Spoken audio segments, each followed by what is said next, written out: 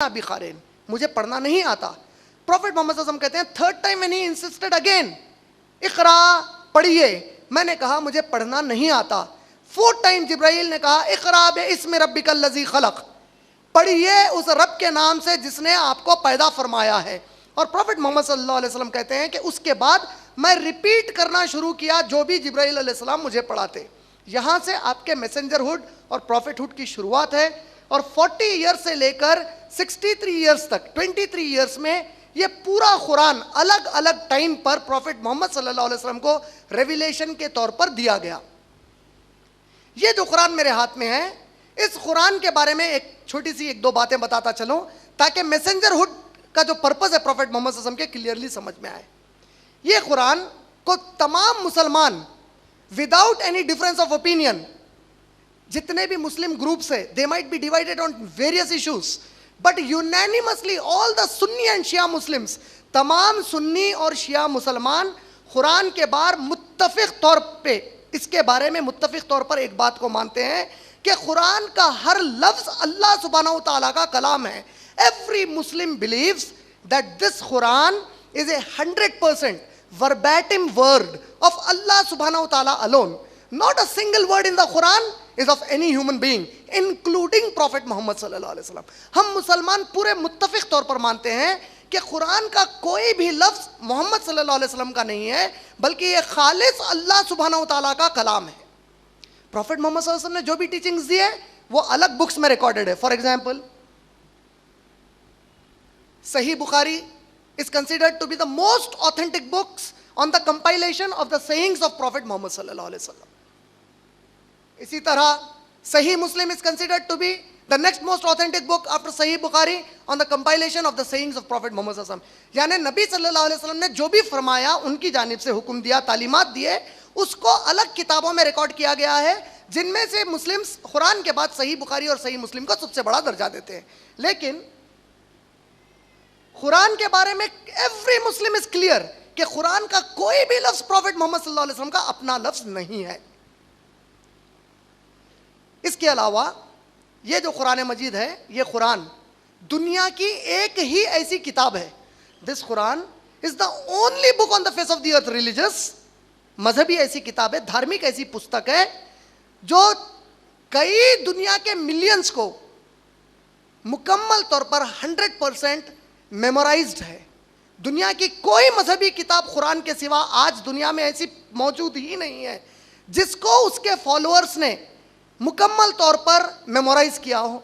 और जो memorisation of the Quran है, it has been done by both the people who know Arabic language and understand it and who do not know Arabic language but they still memorise it. यानी इसको उन तमाम लोगों ने memorise या हिफ्ज किया है जो अरबी जुबान को जानते और समझते हैं, और कई ऐसे मिलियंस है जो उसे अरबी ज़बान समझ में नहीं आती लेकिन उन्होंने इसको हिफ्ज किया है। और कुरान दुनिया की वाहिद ऐसी किताब है जिसका जो अरबिक टेक्स्ट प्रॉफिट मोहम्मद के टाइम पर प्रॉफिट मोहम्मद ने अपने डिसाइपल्स को लिखाया था, जो आज ब्रिटिश इंडिया म्यूजियम, टर्की के इस्तांबुल के म्यूजियम में और दूसरे मुकामात पर आज भी अवेलेबल है। अगर उस कॉपी को जो प्रॉफिट मोहम्मद के डिसाइपल्स ने उनके प्रेजेंस में लिखा था, उसको किसी भी दुनिया के मुसलमान के घर के कुरान से लेकर अरेबिक टेक्स्ट को टैली किया जाए तो एक भी आयोटा का डिफरेंस नहीं है, फुल स्टॉप और कॉमा का भी इंशाल्लाह डिफरेंस नहीं आएगा। इस तरीके का प्रिजर्वेशन दुनिया में किसी और टेक्स्ट का नहीं हुआ है except the Quran religious wise.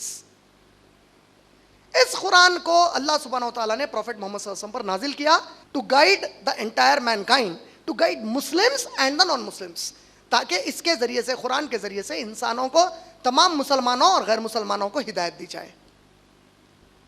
आप लोग गौर करे होंगे कि हम जिस दौर में रहते हैं, जो हमारा कॉन्टेम्पररी टाइम है, जो आज के हालात है, इनमें अगर सबसे ज्यादा चर्चे वाला कोई मजहब रहता है, not on the positive side, on the negative side, वो अनफॉर्चुनेटली, बदकिस्मती से इस्लाम है। अगर आज आप देखेंगे तो चर्चे में, मीडिया में सबसे ज्यादा क्रिटिसिज्म अगर कोई कम्युनिटी पर होता है, सबसे ज्यादा अगर कोई कम्युनिटी के बारे में बुरी बातें बताई जाती हैं, तो वो मुस्लिम्स है। अगर सबसे ज्यादा किसी किताब को बदलने के बारे में कहा जाता है तो वो कुरान मजीद है एज अ रिलीजियस बुक। अगर सबसे ज्यादा किसी जात पर किसी शख्सियत पर तानेबाजी की जाती है तो वो मेरे और हम सब के नबी प्रॉफिट मोहम्मद सल्लल्लाहु अलैहि वसल्लम। What could be the reason for it, इसको पहले हम लोग जानेंगे। इसकी रीजन क्या हो सकती है, क्या वजह हो सकती है इसकी? इसकी एक वजह है कि टाइम्स मैगजीन एक अमेरिका का बहुत ही मशहूर मैगजीन है। टाइम्स मैगजीन ने अपने शुमारे, अपने एडिशन 16 अप्रैल 1979 के एडिशन पर वो लिखता है कि 1800 ईस्वी 1800 क्रिश्चियन एरा से लेकर 1950 क्रिश्चियन एरा, कितना अरसा हुआ? 150 साल का।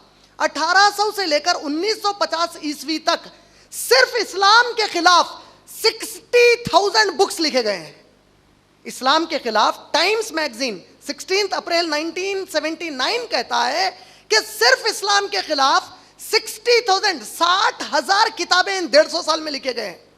अगर आप उसको कैलकुलेट करेंगे, इन 60,000 किताबों को, इन 60,000 बुक्स को अगर आप 365 से डिवाइड करेंगे, एक साल में हम सब जानते हैं कि जुमला 365 दिन होते हैं। अगर आप ये 365 बुक्स को, अगर आप ये 60,000 बुक्स को पहले 60 ईयर से कैलकुलेट करेंगे तो आपको पता चलेगा कि एक साल में लगभग 400 किताबें इस्लाम के खिलाफ लिखी गई हैं। सिर्फ एक साल में 400 किताबें लिखी गई, यानी एक साल में दिन सिर्फ 365 है, लेकिन किताबें इस्लाम के खिलाफ 400। गोया एक से ज्यादा किताब हर रोज लिखी गई इन 150 सालों में इस्लाम के खिलाफ। मैं कहता हूं अगर इस्लाम के अलावा किसी और मजहब के बारे में इतनी सारी किताबें लिखी जाती तो आज वो मजहब म्यूजियम का पीस बन जाता। लोग अगर उस मजहब के बारे में पूछते तो उनको म्यूजियम को जाकर दिखाना पड़ता कि ये मजहब ऐसा रहता था।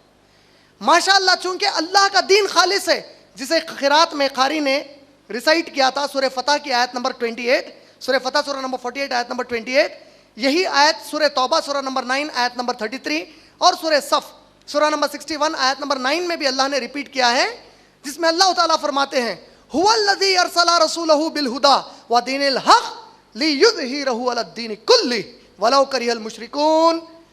वही तो अल्लाह की ज़ात है जिसने अपने रसूल को हिदायत और दीन हक़ के साथ भेजा है ताकि इस दीन को गालिब कर दे दुनिया के तमाम दीनों के ऊपर। अल्लाह सुब्हानहू तआला ने इस दीन को बचा लिया। ये जो 60,000 बुक्स लिखी गई हैं, जो मैंने बताया कि 1800 से 1950 तक लिखी गई हैं, ये पीरियड में 1800 से 1950 का जो पीरियड है, अगर इस पीरियड में आप मुस्लिम्स क्या कर रहे थे दुनिया में जायजा लेंगे, where were the Muslims, what were they doing, तो आपको पता चलेगा कि the history of Muslims of that period had gone back into the dark ages. जो मुसलमानों की उस दौर की तारीख है, मुसलमान दोबारा जहालत में दाखिल हो चुके थे। 1492 में स्पेन का डाउनफॉल हुआ। स्पेन में मुसलमानों की सल्तनत थी। आज जो आप इंग्लैंड की ऑक्सफोर्ड यूनिवर्सिटी देखते हैं, वो यूनिवर्सिटी की जो डिजाइनिंग है बिल्डिंग की, वो स्पेन की मुस्लिम बिल्डिंग जो वहां की यूनिवर्सिटी थी उसकी डिजाइनिंग पर है। आज जो आप देखते हैं कि कॉन्वोकेशन सेरेमनी में बच्चों को टोपी पहनाकर सर्टिफिकेट्स दिए जाते हैं, वो एक मखसूस किस्म की काली टोपी, एक काला गवन और हाथ में दिया जाता है। आप स्पेन के आर्ट को जाकर वहां के म्यूजियम में देखेंगे तो मुस्लिम ने 1492 में जवाल से पहले इस किस्म से डिग्रीज को पेश किया। और रिनेसांस यूरोप और अमेरिका जो कायम हुए हैं वो 1492 मुस्लिम्स के जवाल के बाद उठे हैं। और अनफॉर्चुनेटली 1492 से लेकर आज 2009 आ गया है, लेकिन हम मुसलमान ऐसे जवाल पर चले गए कि दोबारा उठ के आने की कोशिश भी नहीं कर रहे हैं। अल्लाह हमको तौफीक दे कि हम वही उरूज पर आए जिस तरह उरूज पर रसूलुल्लाह सल्लल्लाहु अलैहि वसल्लम की आमद के बाद मुसलमान फौरी आए थे। इंशाअल्लाह ये जवाल का जो पीरियड मुसलमानों का था, इसमें नतीजा ये निकला कि जो तरक्की हो रही थी, पेपर इंडस्ट्री बनी, यूनिवर्सिटीज कायम हुए, इंडस्ट्रियल रेवोल्यूशन आया, ये तमाम यूरोप में आ रहा था। और इसका फायदा उठाते हुए जो इस्लाम के दुश्मन लोग थे, जो मुसलमानों के दुश्मन थे, इन्होंने लगभग 60,000 किताबें इस्लाम के खिलाफ लिख दी। और ये किताबों को इन्होंने सारी दुनिया में आम किया ताकि जो भी आदमी इस्लाम को पढ़ता है, मेरी कई आईपीएस और आईएएस ऑफिसर से मुलाकात होती है, मुझे पब्लिक सर्विस कमीशन के अंदर जो कोर्स मटेरियल होता है उसके बारे में थोड़े मालूमात हैं। अगर आप जाकर आज हमारी यूनिवर्सिटीज़ का जायज़ा लेंगे तो मैक्सिमम लोग जो इस्लाम को पढ़ते हैं या समझते हैं, वो किसी मुस्लिम की लिखी हुई किताब से नहीं समझते, बल्कि उसे कोई यूरोपियन लिखकर उनको समझाता है। Which is unjust. मेरी नजर में यह सबसे बड़ी नाइंसाफी है कि आप किसी के मजहब को किसी गैर मजहब वाले से ज्यादा जाकर सीखें। बल्कि मैं तो रेकमेंड करता हूं कि इस्लाम सीखना है तो मुसलमान की भी किताब मत पढ़ो, don't read a book by a Muslim. आपको इस्लाम समझना है तो अल्लाह की किताब कुरान को पढ़ो, मोहम्मद सल्लल्लाहु अलैहि वसल्लम की सही सीरत और आपके सही अहादीस को पढ़ो। इंशाअल्लाह that will be more than enough to understand Islam. अल्लाह के कलाम से अच्छा कोई इस्लाम को लिखकर नहीं बता सकता, मोहम्मद सल्लल्लाहु अलैहि वसल्लम से बेहतर कोई सीरत को जाहिर नहीं कर सकता, मोहम्मद सल्लल्लाहु अलैहि वसल्लम से बेहतर कोई और इस्लाम के बारे में अब बयान नहीं कर सकता। The best thing any non Muslim should do, कोई भी गैर मुस्लिम इस्लाम समझना चाहते हैं तो मेरी नजर में best thing is forget the books, read the book.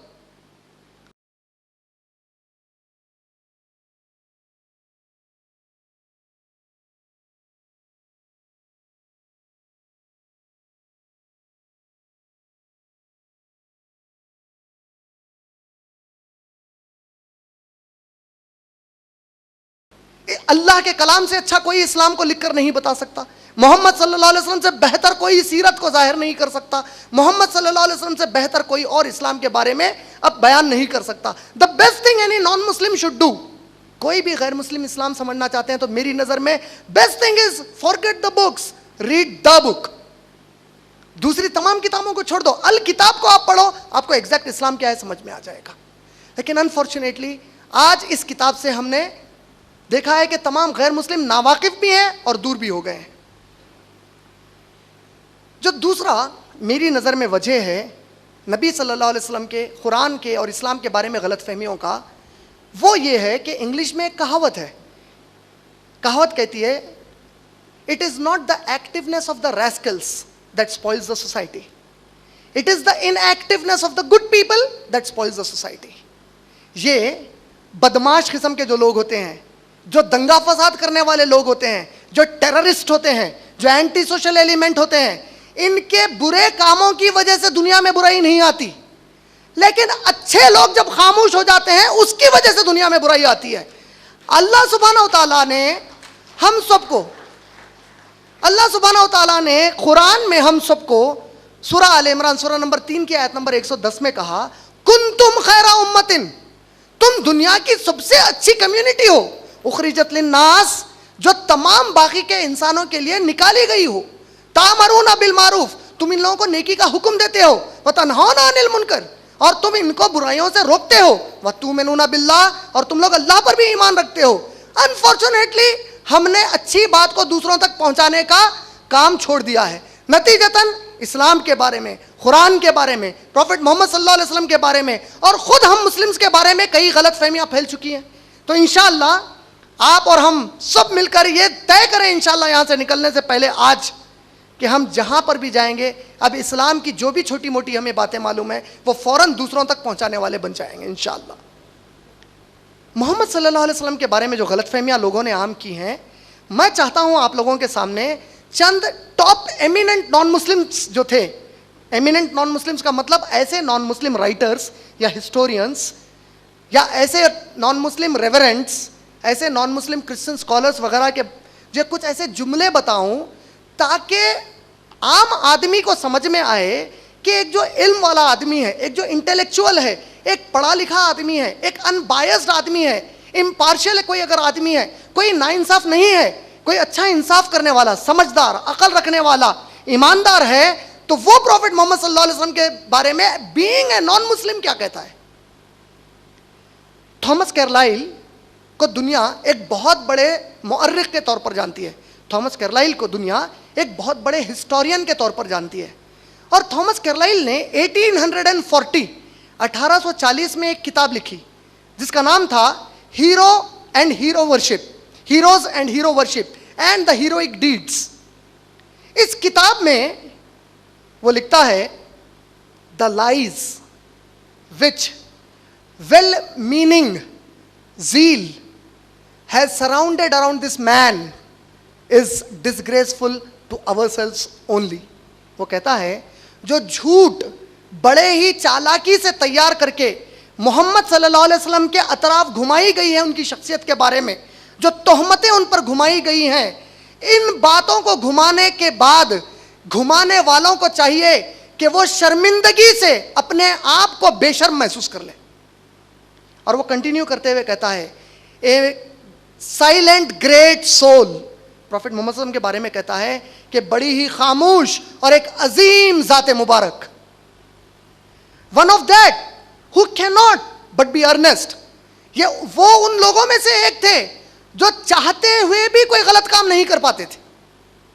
One of that who can not but be earnest, he came to kindle the world, वो दुनिया को रोशनी दिखाने आए थे।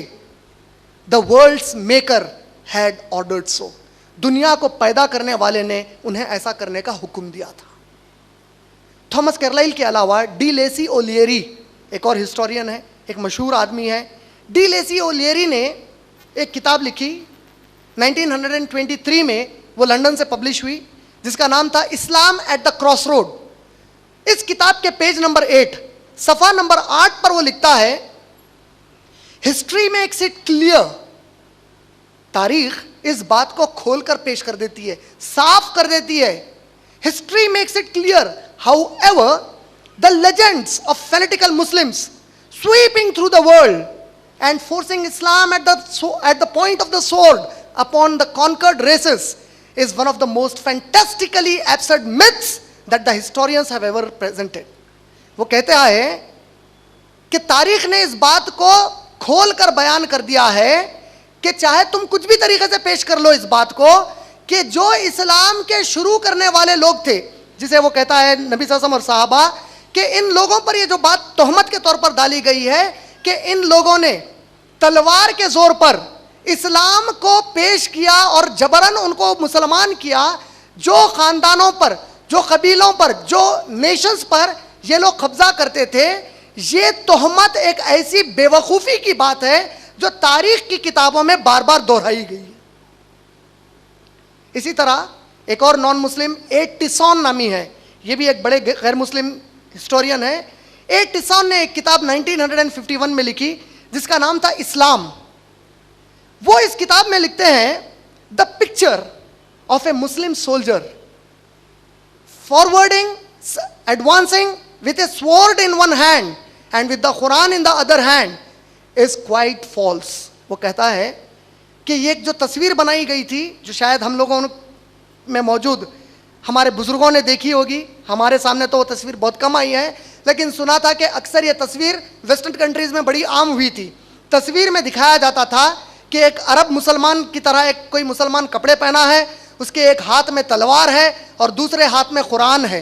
ए टिसॉन कहता है कि picture with a Muslim soldier advancing with a sword in one hand and with the Quran in the other hand is quite false. ये जो तस्वीर बनाई गई है एक मुसलमान एक फौजी को दिखाते हुए कि उसके एक हाथ में तलवार है और दूसरे हाथ में कुरान, ताकि लोगों को बताया जाए कि ये कुरान ने मुसलमान को तलवार से सबको मारना सिखाया है और ज़बरदस्ती उनको इस्लाम कबूल करना सिखाया है। तो टिसॉन कहता है ये एक बहुत ही गलत बात है। इसी तरह एडवर्ड्स गिबॉन एंड साइमन ओकली, ये हिस्टोरियंस थे, इन्होंने एक किताब लिखी जिसका टाइटल है किताब का history of the Saracen empire. इस किताब में वो लोग कहते हैं the greatest success of Muhammad's life lies in the effect of his sheer moral force. वो कहता है कि मोहम्मद सल्लल्लाहु अलैहि वसल्लम की जिंदगी का सबसे बड़ा असर जो दूसरों पर पड़ा वो उनके बुलंद अखलाक की वजह से पड़ा। और अल्लाह सुब्हानहू तआला ने कुरान में कहा, सूरह कलम सूरह नंबर 68 की आयत नंबर 4 में, 68 की आयत नंबर 4 में, इन्नका लअला खुलुक़िन अज़ीम, है नबी सल्लल्लाहु अलैहि वसल्लम आप अखलाक के सबसे बुलंद मुकाम पर मौजूद हैं, आपसे ज्यादा अखलाक वाला कायनात में कोई भी नहीं है। और एडवर्ड गिबन और साइमन ओकली दोनों कहते हैं कि नबी अकरम सल्लल्लाहु अलैहि वसल्लम का इंसानों पर असर असल उनकी अखलाक की वजह से पड़ा है। इसी तरह गांधी जी जो हिंदुस्तान के आज़ादी के one of the greatest leaders माने जाते हैं, गांधी जी ने एक मर्तबा यंग इंडिया नामी एक मैगजीन को या पेपर को इंटरव्यू देते हुए कहा, I wanted to find the one who holds today sway on the millions of mankind. मैं जानना चाहता था एक ऐसी शख्सियत के बारे में जो आज के हमारे दौर में मिलियंस ऑफ लोगों के दिलों पर, sway on the hearts of the millions of mankind, जो मिलियंस ऑफ इंसानियत के दिलों पर इस तरह छाया हुआ है कि उसके एक कहने पर वो कुछ भी करने के लिए तैयार है। और फिर वो उसके बाद नबी अकरम सल्लल्लाहु अलैहि वसल्लम के बारे में बेशुमार जुमले कहते हुए आखिरी में गांधी जी कहते हैं, When I closed the second volume, जब मैंने नबी अकरम सल्लल्लाहु अलैहि वसल्लम की सीरत पर दूसरी जिल्द को पढ़ना खत्म किया, I was sorry, मुझे बहुत तकलीफ हुई, I was sorry that there was no more for me to read of the great life, कि मेरे पास और ज्यादा इस ग्रेट लाइफ के बारे में पढ़ने के लिए किताब में मौजूद कुछ भी नहीं था। इसी तरह आप देखेंगे कि बर्नार्ड शॉ, जिसकी किताबें हमें इंग्लिश में पढ़ाई जाती हैं, बर्नार्ड शॉ ने द जेन्युइन इस्लाम, उनकी एक शाये होती है सिंगापुर से, एक किताब या एडिशन शाये हुआ जिसके वॉल्यूम नंबर 1 एडिशन नंबर 8 में कहा, ही यानी नबी सल्लल्लाहु अलैहि वसल्लम को कहते हैं ही, बयान करते हुए नबी सल्लल्लाहु अलैहि वसल्लम के बारे में कहते हैं, he must be called the saviour of humanity. हमें चाहिए कि उन्हें यानी मोहम्मद सल्लल्लाहु अलैहि वसल्लम को इंसानियत का रखवाला कहना चाहिए। He must be called the saviour of humanity. I believe, वो कंटिन्यू करते हैं, I believe that if a person like him were to assume the dictatorship of the modern world, he would succeed in bringing it the much needed peace and happiness। Bernard Shaw कहते हैं कि मैं कहता हूं कि मोहम्मद सल्लल्लाहु अलैहि वसल्लम को इंसानियत का रखवाला कहना चाहिए, मुहाफिज कहना चाहिए, और मेरा यह मानना है कि अगर उनके जैसी एक शख्सियत को आज के इस दौर में हुकूमत दे दी जाए और हाकिम बना दिया जाए तो वो इस दुनिया के तमाम बुरे मामलात, तमाम परेशानी के हालात को ऐसे सलीके से हल करेंगे कि इस दुनिया को वो अमन और खुशहाली वापस आ जाएगी जिसके लिए वो बेचैन है। इसी तरह डब्ल्यू मॉन्टगोमेरी नामी एक हिस्टोरियन थे। देखिए, मैं जितनों के बारे में बता रहा हूं, ये हो सकता है कि आप लोगों ने इनके बारे में नहीं पढ़ा है, लेकिन academically they are top most people in the world. Top most non Muslims माने जाते हैं लिटरेचर और एकेडमिक्स में ये लोग। डब्ल्यू मॉन्टगोमेरी, इन्होंने एक किताब लिखी 1953 में, उसके पेज नंबर 52 पर वो लिखते हैं, किताब का नाम है उनका मोहम्मद एंड द मक्का, मोहम्मद सल्लल्लाहु अलैहि वसल्लम और मक्का। इस किताब में लिखते हैं, moreover of all the none of the historical figures have been so loosely appreciated in the West as Muhammad sallallahu alaihi wasallam। वो कहते हैं कि ये बात मैं बताता चलूं कि जितने भी तारीख में बड़े बड़े लोग आए हैं मगरिब ने, वेस्टर्न कंट्रीज ने, सबसे कम अगर किसी की तारीफ की है तो वो मोहम्मद रसूलुल्लाह सल्लल्लाहु अलैहि वसल्लम की। वो उसे नाइंसाफी समझते हैं। इसी तरीके से अगर आप एक और गैर मुस्लिम जिसका नाम अल्फोंसे दी लामार्टिन था, ये एक फ्रांस के रहने वाले थे, इन्होंने एक किताब लिखी जिसका नाम था हिस्टोरी दी ला तर्कवी, जिसका तर्जुमा है हिस्ट्री ऑफ द टर्क्स, जिसको उर्दू में कहेंगे तुर्कों की तारीख। जो टर्की के मुसलमान थे उनकी तारीख पर उन्होंने किताब लिखी, हिस्टोरी दी ला तर्कवी, फ्रेंच में लिखी। इस किताब में वॉल्यूम नंबर 2 पेज नंबर 274 से 277 तक वो प्रॉफेट मोहम्मद सल्लल्लाहु अलैहि वसल्लम के बारे में जिक्र करते हैं। वो इस किताब में कहते हैं कि no man had set for himself voluntarily और involuntarily a sublime aim since the aim was super human. इसका माना है तारीख में कोई भी ऐसा मर्द आदमी नहीं मिला जिसने अपने लिए खुद से या किसी के कहने पर एक ऐसा बड़ा जिम्मा ले लिया, एक अजीम जिम्मा लिया जो कि आम इंसानों के बस की बात ही नहीं थी। It was a super human aim that he has taken upon himself. What was the aim? To subvert the superstitions that had been imposed between man and the creator. वो जिम्मा ये था कि जो इंसानों के अंदर खुदा के बारे में गलत शुकूक पैदा हो गए थे, लोग बद अकीदों पर चले गए थे। बिल्ली ने सामने से रास्ता काटा, वो अब जाना ही नहीं चाहता वहां से। काले कुत्ते ने रात में भोंक दिया, अब वो सुबह तक घर में से ही नहीं निकलेगा बाहर। शौहर मर जाएगा कहकर औरत ने काली पोत पहन लिया या मंगलसूत्र पहन लिया। इस किस्म के जो डॉगमास एंड सुपरस्टिशंस थे, ऐसा करने से मंगल को बाल काटोगे मर जाओगे, इस किस्म के जो सुपरस्टिशंस थे, प्रॉफिट मोहम्मद सल्लल्लाहु अलैहि वसल्लम ने क्या किया? To subvert the superstitions that had been imposed. ये सुपरस्टिशंस इम्पोज हो गए थे इंसानों पर। अच्छे से अच्छा इल्म वाला इंसान भी इनसे खौफ खाता था। आप आज भी देखेंगे, मुझे ताज्जुब होता है, आज भी कई ऐसे लोग हैं जो कोई नई चीज खरीदते ही अजीब और गरीब बस कारनामे करते हैं उस नई चीज के पीछे। कहते हैं कि अगर मैंने ऐसा नहीं किया तो मुझे कोई नुकसान होगा, जबकि वो पढ़े लिखे लोग होते हैं। तो वो कहता है कि to subvert the superstitions that had been imposed between man and the creator, to restore the rational and sacred idea of divinity. और क्या करना चाहते थे नबी सल्लल्लाहु अलैहि वसल्लम? वो रिस्टोर करना चाहते थे, यानी आदम अलैहिस्सलाम को अल्लाह ने जो तौहीद दी थी, उस तौहीद को दोबारा कायम करना चाहते थे। उस मुकद्दस चीज को कि सबका अल्लाह एक है, उसको दोबारा कायम करना चाहते थे मोहम्मद सल्लल्लाहु अलैहि वसल्लम। एमिस्ट कैसे हालात में करना चाहते थे? Amidst chaos. इतनी गड़बड़ है सारी दुनिया में कि 365 बुत काबे के अंदर ठहरा लिए गए हैं। उस काबे का मक्के के लोग नंगा तवाफ करते हैं बगैर कोई कपड़ों के, अपनी माओं से शादियां करते हैं, अपनी बेटियों को जिंदा दफन करते हैं। M is the chaos. ऐसे केओस में वो करना चाहते थे और वो कंटिन्यू करते हुए बड़ी ही जबरदस्त बात कहता है नबी अकरम सल्लल्लाहु अलैहि वसल्लम के बारे में। कौन? लामार्टीन, अल्फोंसे दी लामार्टीन, जो एक फ्रेंच राइटर है। किस किताब में? हिस्टोरी दी ला टर्क्स में, तर्कवी में, हिस्ट्री ऑफ द टर्क्स में, पेज नंबर 274 से 277 तक। वो क्या कहता है? इफ ग्रेटनेस ऑफ पर्पस, मकसद बहुत बड़ा है, सारी दुनिया को बदलना चाहते हैं प्रॉफिट मोहम्मद सल्लल्लाहु अलैहि वसल्लम। If greatness of purpose, smallness of means, लेकिन वो काम करने के लिए उनके पास सोर्सेस बहुत थोड़े हैं। सारी दुनिया बदलने निकले हैं लेकिन सोर्सेस बहुत कम है। ही इज एन ऑर्फन, बाप नहीं है, माँ नहीं है, दादा ने परवरिश की, अब दादा भी नहीं है, चाचा पालते थे, चाचा बीमार हो गए हैं, घर चलाने की जिम्मेदारी इन पर है, इनके अपने बच्चे हैं, लोग इन्हें उम्मी कहते हैं जिसको पढ़ने और लिखने नहीं आता। अब सडनली ये निकले हैं, I am here as a prophet to change the world and guide the mankind. If greatness of purpose, smallness of means and astounding results, फिर नतीजे क्या आ रहे हैं?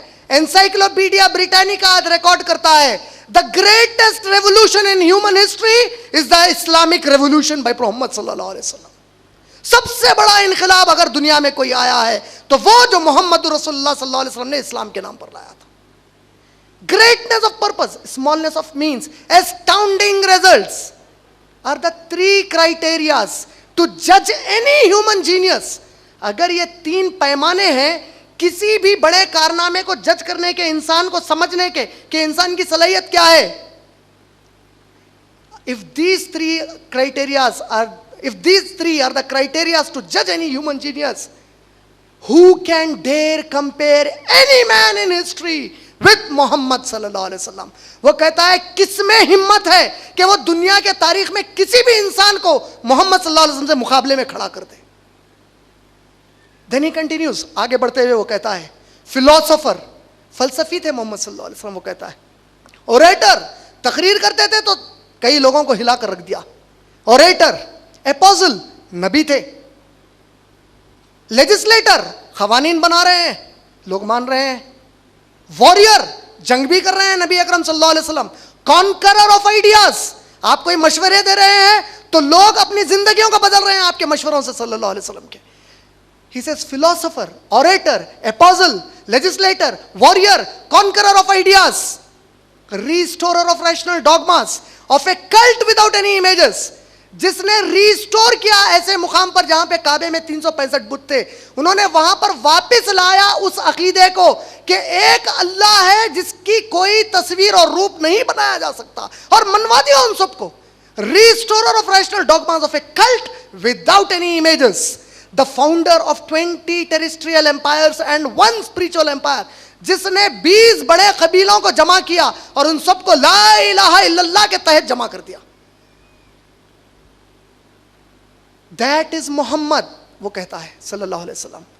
Philosopher, orator, apostle, legislator, warrior, conqueror of ideas, restorer of rational dogmas, of a cult without any image, the founder of 20 terrestrial empires and one spiritual empire, that is Muhammad sallallahu alaihi wasallam. फिर वो आगे बढ़कर कहता है, as regards to any standards to measure human greatness, अगर तुम मेरे सामने दुनिया का कोई भी स्केल लाकर बताओगे कि अच्छा इस स्केल से नाप कर देखो कि दुनिया में सबसे बड़ा कौन है, as regards to all standards by which the greatness of human genius may be measured, I ask, मैं तुम लोगों से पूछता हूं, is there anyone greater than he? क्या कोई है जो मोहम्मद सल्लल्लाहु अलैहि वसल्लम से भी अच्छा और बड़ा है? And the answer is a rhetoric no, हरगिज नहीं है, मोहम्मद सल्लल्लाहु अलैहि वसल्लम सबसे आला है. Non-Muslim is saying this. 1978 में, अभी वो जिंदा है, Michael H heart, mathematician, historian, American है वो. 1978 में माइकल एच हार्ट ने न्यूयॉर्क में एक किताब पब्लिश की जिसका नाम है the 100, A ranking of the most influential man in history. Michael H heart ने 1978 में यह किताब लिखी जिसमें उन्होंने आदम अलैहिस्सलाम से लेकर 1978 तक दुनिया में जितने भी बड़े लोग आए हैं उनको लिस्टिंग की कि दुनिया में सबसे पावरफुल और सबसे बड़े आदमी कौन है. He was a Christian, he is a Christian, वो अभी भी जिंदा है. न्यूयॉर्क से ये बुक शाये हुई 1978 में, the 100, A ranking of the most influential man in history. ये किताब में उन्होंने आदम अलैहिस्सलाम से लेकर 1978 तक जितने भी बड़े लोग आए हैं उनका जिक्र किया है. और उसमें उन्होंने जब नंबरिंग की कि ये सबसे बड़े हैं, ये सेकंड है, ये थर्ड है, ये फोर्थ है, तो हर चैप्टर पर उन्होंने रीजनिंग पेश की. वो ऐसा क्यों लिख रहे हैं उन्होंने बताया. और वो खुद क्रिश्चियन है. उन्होंने ईसा अलैहिस्सलाम को इस किताब में, जीसस क्राइस्ट को इस किताब में 3rd पोजीशन पर रखा है.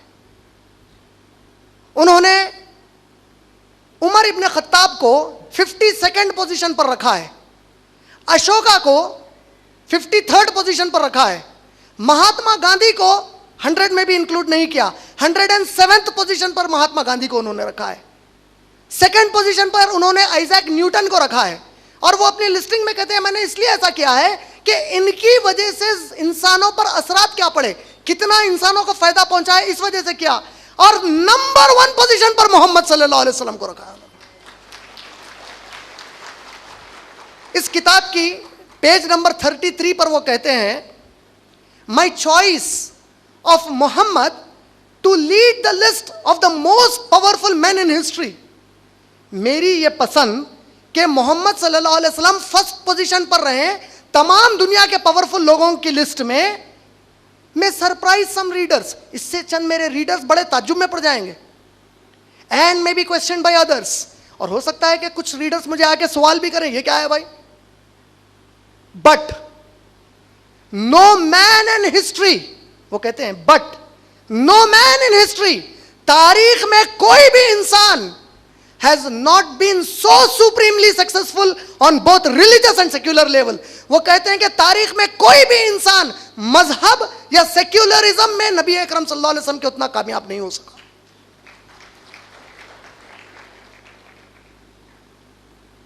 इसके अलावा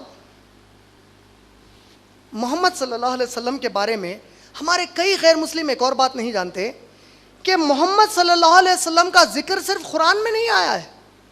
आप दुनिया के जितने भी बड़े धर्म लेंगे आज के, चाहे वो हिंदुइज्म हो, चाहे वो जुडाइज्म हो जो कदीम है, चाहे वो क्रिश्चियनिटी हो, चाहे वो बुद्धिज्म हो, इन तमाम मज़ाहिब में प्रॉफिट मोहम्मद का नाम जो किताबें वो लोग अपनी धार्मिक पुस्तक के तौर पर पढ़ते हैं उसमें आया. अगर हम जिस मुल्क में रहते हैं जहां की अक्सरियत मेजॉरिटी अपने आप को हिंदू कहती है, अगर आप हिंदुइज्म के किताबों का जायजा लेंगे तो आप ताज्जुब करेंगे कि प्रॉफिट मोहम्मद सल्लल्लाहु अलैहि वसल्लम के बारे में कई मुकामात पर हिंदू धार्मिक किताबों में नाम के साथ जिक्र आया.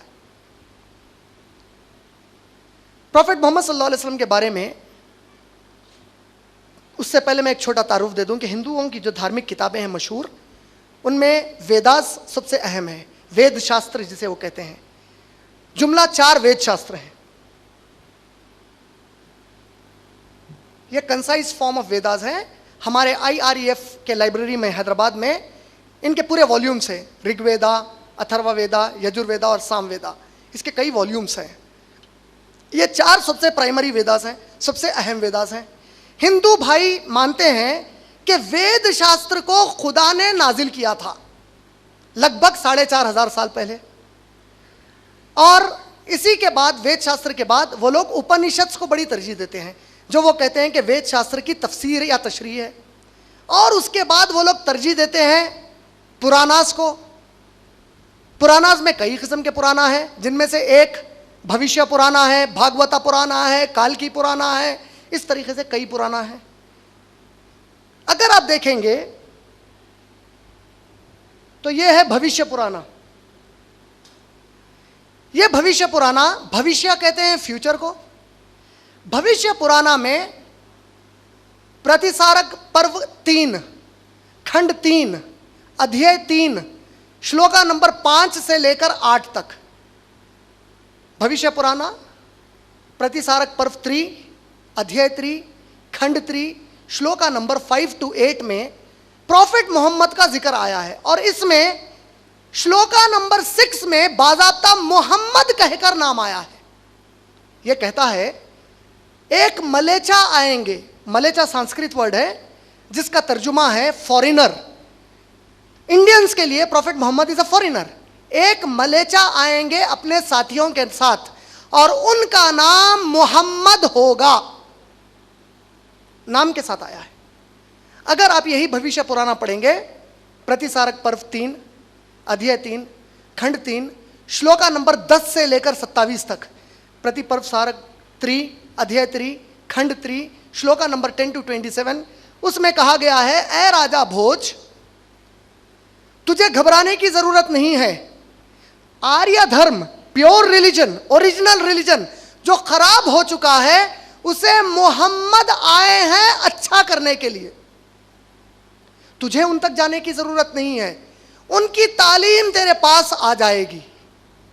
जो उनके मानने वाले लोग हैं, जिसे हम मुस्लिम्स कहते हैं, जो उनके मानने वाले लोग हैं, ये लोग सुअर का गोश्त नहीं खाएंगे। और हम जानते हैं अल्लाह सुब्हानहू व तआला ने सूरह बकरा सूरह नंबर 2 आयत नंबर 173, सूरह बकरा सूरह नंबर 2 आयत नंबर 173, सूरह माइदा सूरह नंबर 5 आयत नंबर 3, सूरह माइदा सूरह नंबर 5 आयत नंबर 3, सूरह अनाम सूरह नंबर 6 आयत नंबर 145, सूरह अनाम सूरह नंबर 6 आयत नंबर 145, सूरह नहल सूरह नंबर 16 आयत नंबर 115, सूरह नहल सूरह नंबर 16 आयत नंबर 115 में कहा, इन्नमा हर्रमा अलैकुमुल मैतता वद्दमा वलहमल खिंजीर वमा उहिल्ला बिही लिगैरिल्लाह। तुम पर हराम किया गया है मुर्दार गोश्त, बहता खून, सुअर का गोश्त यानी पोर्क, और कोई ऐसी चीज जिस पर अल्लाह के सिवा किसी और का नाम पुकारा गया है। भविष्य पुराना कहता है कि ये जो मोहम्मद सल्लल्लाहु अलैहि वसल्लम हैं, इनके मानने वाले लोग पोर्क नहीं खाएंगे। और वो कहता है कि ये इनके मानने वाले जो लोग रहेंगे, वो लोग शिंडी नहीं रखेंगे बल्कि दाढ़ी रखेंगे। अगर आप सही Bukhari volume number 7, the book of dress, सही बुखारी जिल्द नंबर 7, किताबुल लिबास पढ़ेंगे, तो उसमें हदीस नंबर 780 और 781 में अल्लाह सुब्हानहू व तआला के रसूल प्रॉफिट मोहम्मद सल्लल्लाहु अलैहि वसल्लम ने हुक्म दिया है कि तुम लोग अपनी दाढ़ी को बढ़ा लो। और मुस्लिम्स के लिए दाढ़ी रखना लाजिम है, इट्स कंपलसरी। अनफॉर्चुनेटली कई मुस्लिम्स इसको सुन्नत वगैरह के बहाने देकर निकालते हैं, जबकि दाढ़ी रखना वाजिब, इट्स फर्ज, it's obligatory, it's compulsory that A Muslim should grow A beard. दाढ़ी का हुक्म आया है। फिर वो कहते हैं कि जो इनके मानने वाले लोग हैं, ये लोग झाड़ों के जरिए से किसी का इलाज नहीं करेंगे, बल्कि अल्लाह के रास्ते में जंग करेंगे बुराई से, और इसकी बुनियाद पर उनको मुसलमान कहा जाएगा। और यही भविष्य पुराना फिर कहती है कि मोहम्मद सल्लल्लाहु अलैहि वसल्लम के जो मानने वाले हैं, ये लोग अल्लाह की इबादत के लिए लोगों को आवाज देकर जमा करेंगे। और अब ताज्जुब करेंगे कि दुनिया में इस्लाम एक ही ऐसा मजहब है जो बड़े मजाहिब में, जो दुनिया के इंसानों को एक इंसान ठहरकर आवाज लगाता है और कहता है आओ और अल्लाह की इबादत करो पूरे दिन में 5 दफा डेली, जिसे हम लोग अज़ान कहते हैं।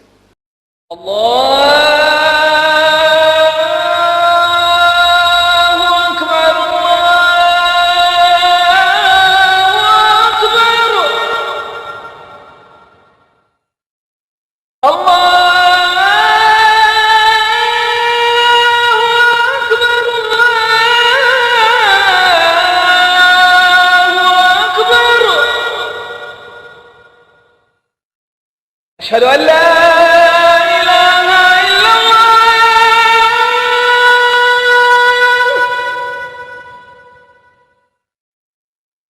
अशहदु अल्ला इलाहा इल्लल्लाह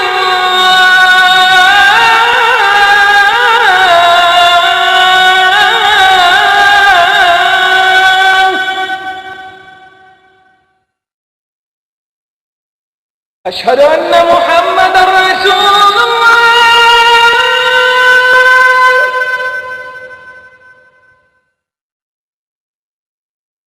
अशहदु अन्ना मुहम्मदर रसूलुल्लाह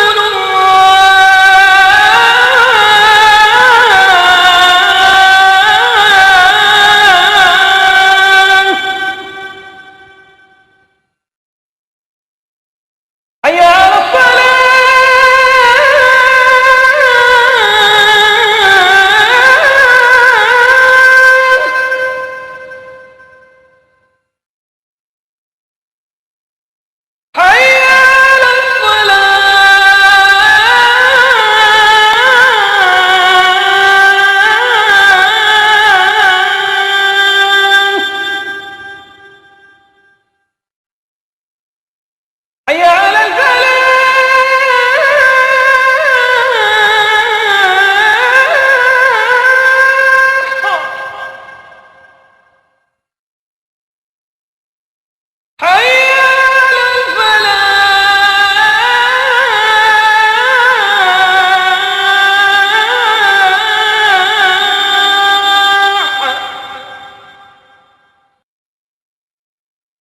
अल्लाहु अकबर ला इलाहा इल्लल्लाह। कई गैर मुसलमान समझते हैं कि अजान सिर्फ मुसलमानों के लिए है। यह बात गलत है। अजान का जो मैसेज है वो मैसेज पूरी ह्यूमैनिटी के लिए है।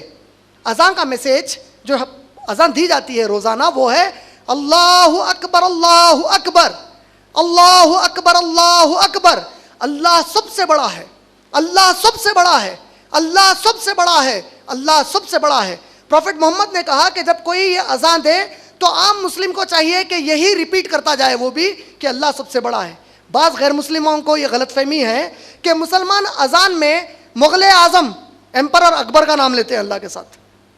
हम एम्परर अकबर का नाम नहीं लेते। अकबर सूरह हशर सूरह नंबर 59 की आयत नंबर 22 से 24 पढ़ेंगे तो अकबर अल्लाह सुब्हानहू तआला का एक एट्रीब्यूट है। अकबर का माना है द ग्रेटेस्ट, अल्लाह सबसे बड़ा है। मुअज्जिन कहता है, अज़ान देने वाला कहता है अल्लाहु अकबर अल्लाहु अकबर अल्लाहु अकबर अल्लाहु अकबर, Allah is the greatest, Allah is the greatest, Allah is the greatest. जैसे हमारे सिख मजहब में कहते हैं वाहे गुरु, वो एक ही गुरु है जो सबसे बड़े हैं, अल्लाहु अकबर। क्रिश्चियनिटी में कहते हैं God is the greatest, God सबसे बड़ा है। हिंदू कहते हैं कि ब्रह्मा या जो भगवान है वो सबसे बड़े हैं। हम वो भगवान को अल्लाह कहकर कहते हैं अल्लाहु अकबर, अल्लाह इज द ग्रेटेस्ट। उसके बाद अजान देने वाला कहता है अशहदु अन ला इलाहा इल्लल्लाह, अशहदु अन ला इलाहा इल्लल्लाह। वो कहता है मैं गवाही देता हूं कि अल्लाह के सिवा किसी और की इबादत नहीं की जानी चाहिए। You should not worship anyone except Allah सुब्हानहू तआला। उसके बाद मुअज्जिन कहता है अशहदु अन्ना मुहम्मदुर रसूलुल्लाह, अशहदु अन्ना मुहम्मदुर रसूलुल्लाह। आई बेयर विटनेस, मैं गवाही देता हूं मोहम्मद सल्लम अल्लाह के मैसेंजर हैं, अल्लाह के प्रॉफिट है। वो अल्लाह के बेटे नहीं है। He is not the son of God, he is not the holy spirit, he is not equal to Allah, but he is only the messenger of Allah. इसके बाद मुअज्जिन कहता है हय्या अलस सलाह, हय्या अलस सलाह। आओ तुम सब मिलकर अब उस अल्लाह की इबादत सलाह के तरीके से करने के लिए। उसके बाद मुअज्जिन कहता है हय्या अलल फलाह, हय्या अलल फलाह। अगर तुम समझते हो कि दुनिया में तुम्हारे बिजनेस से कामयाब होगे, अगर तुम समझते हो कि तुम प्रेसिडेंट के सेक्रेटरी रहकर या प्राइम मिनिस्टर के सेक्रेटरी रहकर उसकी बात मानकर कामयाब होगे, तो असल कामयाबी ये नहीं है। असल कामयाबी की तरफ आओ, वो ये है कि जिसने तुम्हें पैदा किया उसकी अब इबादत का वक्त आ गया है। हय्या अलल फलाह। इसके बाद वो तमाम इंसानों को कहता है तुम लोग आते हो अल्लाह की इबादत को, आओ या ना आओ। वो रिवाइंड करता है अपने स्टेटमेंट को और कहता है अल्लाहु अकबर, अल्लाहु अकबर, तुम लोग अल्लाह की इबादत को आओ ए इंसानों या ना आओ। Oh you Muslims and you non Muslims, whether you come to worship Allah और you don't come to worship Allah, it makes no difference to Allah, still Allah is the greatest. अल्लाहु अकबर, अल्लाहु अकबर। और फिर वो गवाही देता है ला इलाहा इल्लल्लाह, there is no God but Allah. भविष्य पुराना कहता है कि जो मोहम्मद सल्लल्लाहु अलैहि वसल्लम के मानने वाले हैं वो आवाज लगाकर लोगों को बुलाएंगे। और आप लोग देखेंगे कि इसमें मोहम्मद का नाम बाज़ाब्ता तौर पर आया है। इसमें कई जगह है, मैंने एक मार्किंग को बुकमार्क के साथ रखा था। इसी तरह जब आप अथर्ववेद पढ़ते हैं बुक नंबर 20 हिम नंबर 127 में 3 मंत्रास, मंत्रा नंबर 1, मंत्रा नंबर 2 और मंत्रा नंबर 3 में प्रॉफेट मोहम्मद सल्लल्लाहु अलैहि वसल्लम की पेशन गोई आई है। इसी तरह प्रॉफेट मोहम्मद सल्लल्लाहु अलैहि वसल्लम का अहमद भी जो नाम है वो भी इन किताबों में आया है। प्रॉफेट मोहम्मद सल्लल्लाहु अलैहि वसल्लम का कुरान में सूरह सफ सूरा नंबर 61 की आयत नंबर 6 में अल्लाह ने कहा कि ईसा अलैहिस्सलाम ने, जीसस क्राइस्ट में peace be upon him, he told to his followers that after me a prophet shall come and his name shall be Ahmad। ईसा अलैहिस्सलाम ने कहा अपने मानने वालों से कि मेरे बाद एक नबी आएंगे जिनका नाम अहमद होगा। आप अगर सही बुखारी पढ़ेंगे, मैंने जैसे आप लोगों को बताया कि बुखारी में प्रॉफेट मोहम्मद सल्लल्लाहु अलैहि वसल्लम के सेइंग्स कंपाइल्ड हैं, तो प्रॉफेट मोहम्मद सल्लल्लाहु अलैहि वसल्लम ने सही बुखारी वॉल्यूम नंबर 4 हदीस नंबर 723 में फरमाया कि मुझे 5 नाम दिए गए हैं, मोहम्मद, अहमद, माही, हाशिर और आखिब, यानी अहमद भी नबी अकरम सल्लल्लाहु अलैहि वसल्लम का एक और नाम है। आप अगर ऋग्वेद पढ़ेंगे तो Rigveda book number 8 hymn number 16 verse number 10 में अहमद का लफ्ज आया है। इसी तरीके से अगर आप अथर्ववेद पढ़ेंगे तो अथर्ववेद में book number 8 hymn number 5 verse number 16 में अहमद का वर्ड आया है, नाम आया है। इसी तरीके से आप यजुर्वेद पढ़ेंगे तो यजुर्वेद में चैप्टर नंबर 31 वर्स नंबर 18 में अहमद का जिक्र आया है। अगर आप सामवेद पढ़ेंगे book number 2 hymn number 6 verse number 8, उसमें आया है अहमदी पितुष्परी, अहमद आएंगे और ये जो अहमद है वो ऊपर वाले से क़यामत तक के लिए एक कानून लाएंगे और उसको वो इस तरीके से सीखेंगे जिस तरह सूरज की रोशनी हम सबको खुलेआम और साफ सुथरी नजर आती है। अहमद का वर्ड आया है।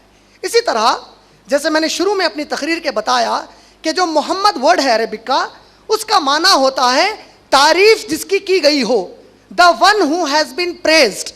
अगर इसको the one who has been praised, जिसकी तारीफ की गई हो, को मैं संस्कृत में कहना चाहूंगा तो उसको मैं कहूंगा नरशंसा। नर नारी, नर नारी हमने सुना है, नर माने पुरुष, नारी माने औरत। नर और नारी, नर अशंसा, ऐसा आदमी जिसकी तारीफ की गई हो। नर अशंसा संस्कृत तर्जुमा है अरबिक नाम मोहम्मद का। अगर आप वेद शास्त्र पढ़ेंगे तो कई मुकामात पर कहा गया है कि नरशंसा आएंगे, अगर उसको मैं अरबी में कहूं तो मोहम्मद आएंगे।